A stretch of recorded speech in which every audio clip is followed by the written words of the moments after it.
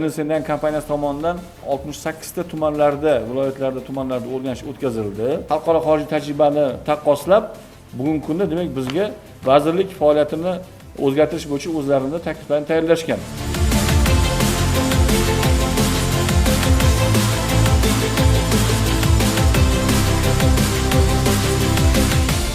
Мы встречались с представителями центров содействия занятости населения здесь, в Ташкенте, в городе.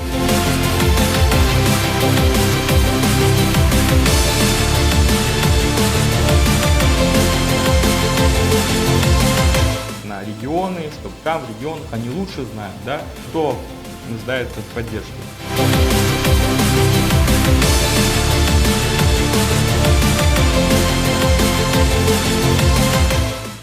Дает, так сказать, первоначальное направление, и уже с этой базы потом работает сотрудник ЦЗЗ.